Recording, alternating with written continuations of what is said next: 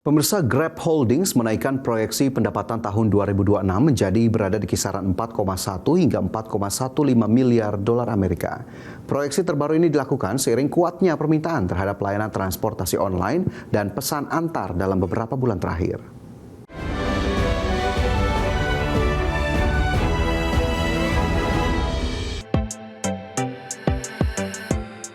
Perusahaan teknologi Singapura Grab Holdings menaikkan proyeksi pendapatan tahun 2026 seiring kuatnya permintaan terhadap layanan transportasi online dan pesan antar dalam beberapa bulan terakhir. Tidak hanya itu, pihak manajemen juga mengumumkan program pembelian kembali atau buyback saham senilai 750 juta dolar Amerika.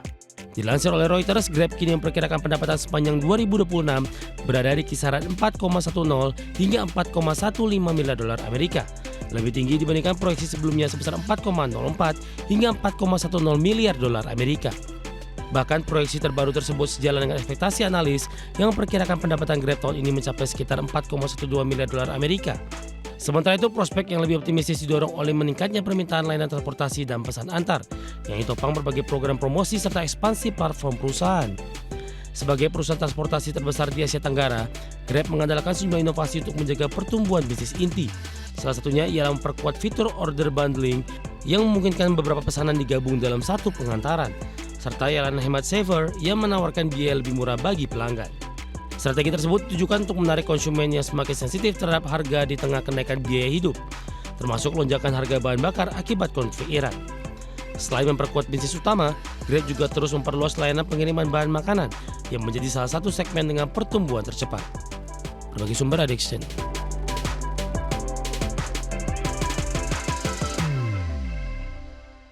Pemirsa, Toyota resmi memperkenalkan RAV4 2026 dengan pembaruan besar pada sistem hybrid teknologi kabin dan fitur keselamatan pintar. Pembaruan ini menjadi strategi Toyota untuk mempertahankan dominasi di segmen SUV global, sekaligus mempercepat transisi menuju kendaraan elektrifikasi. Toyota meluncurkan RAV4 generasi terbaru dengan desain lebih tegas serta kabin yang sepenuhnya diperbarui. Model 2026 kini hanya ditawarkan dalam varian hybrid dan plug-in hybrid tanpa pilihan mesin bensin murni. Langkah tersebut menegaskan komitmen Toyota terhadap elektrifikasi di pasar global. RAV4 tetap menjadi salah satu SUV terlaris milik Toyota. RAV4 terbaru menggunakan generasi terbaru sistem hybrid Toyota dengan efisiensi lebih tinggi dan akselerasi yang lebih responsif. Varian hybrid menghasilkan tenaga hingga 236 daya kuda, sedangkan model plug-in hybrid mencapai 324 daya kuda.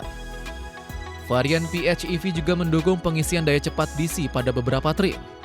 Peningkatan tersebut membuat RAV4 semakin kompetitif di segmen SUV elektrifikasi. RAV4 2026 dibekali platform perangkat lunak Erin dengan layar sentuh hingga 12,9 inci dan panel instrumen digital 12,3 inci. Sistem ini mendukung pembaruan over-the-air, navigasi berbasis cloud, serta Apple CarPlay dan Android Auto nirkabel. Toyota juga meningkatkan pengalaman pengguna melalui antarmuka yang lebih cepat dan responsif. Kabin baru difokuskan untuk meningkatkan kenyamanan dan konektivitas.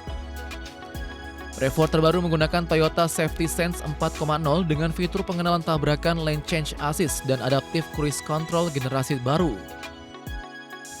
Sejumlah fitur dapat diperbarui melalui over-the-air update sehingga kemampuan sistem terus berkembang. Strategi ini menunjukkan pergeseran industri otomotif ke arah kendaraan berbasis perangkat lunak. Teknologi menjadi faktor utama dalam persaingan SUV modern. Berbagai sumber IDX Channel.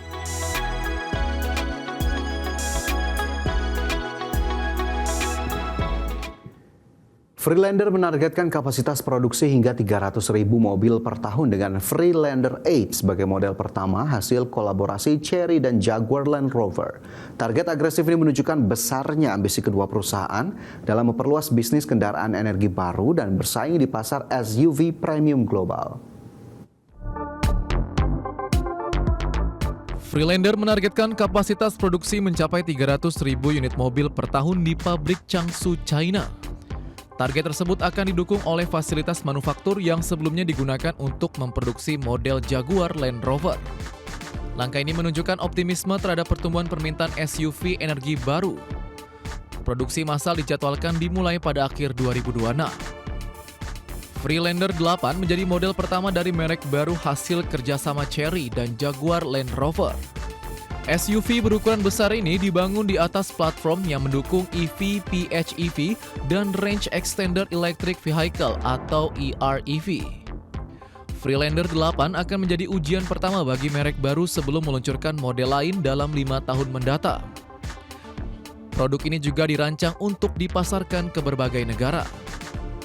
Kolaborasi dengan Jaguar Land Rover memberikan Chery akses ke segmen SUV premium yang memiliki margin lebih tinggi. Sementara itu, Jaguar Land Rover memanfaatkan platform dan efisiensi manufaktur Chery untuk mempercepat pengembangan kendaraan energi baru. Strategi ini diharapkan meningkatkan daya saing kedua perusahaan di pasar global. Sinergi tersebut menjadi model baru kolaborasi industri otomotif. Permintaan SUV berbasis listrik dan hybrid terus meningkat terutama di China yang menjadi pasar mobil terbesar dunia. Freelander menargetkan momentum tersebut dengan menghadirkan produk berteknologi tinggi dan berdaya saing global. Jika target produksi tercapai, Freelander berpeluang menjadi salah satu pemain baru yang diperhitungkan di segmen SUV premium. Langkah ini juga mencerminkan persaingan yang semakin ketat di industri kendaraan energi baru. Berbagai sumber IDX Channel.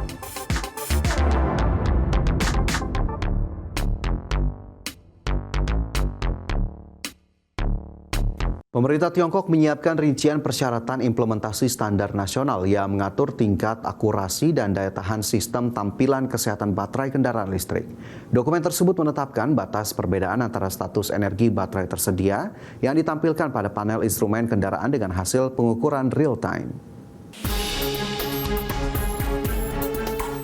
Pemerintah Tiongkok menyiapkan rincian persyaratan implementasi standar nasional yang direkomendasikan GBT 46991.1 2025 dalam mengatur tingkat akurasi dan daya tahan sistem terhadap tampilan kesehatan baterai kendaraan listrik penumpang ringan.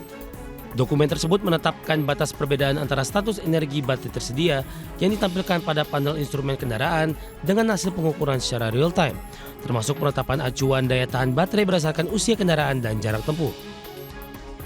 Sementara itu, dokumen implementasi ini dikembangkan oleh Kementerian Perindustrian dan Teknologi Informasi Tiongkok serta Administrasi Standarisasi Tiongkok dengan masukan teknis dari tim ahli penyusun yang dipimpin Yu Yang.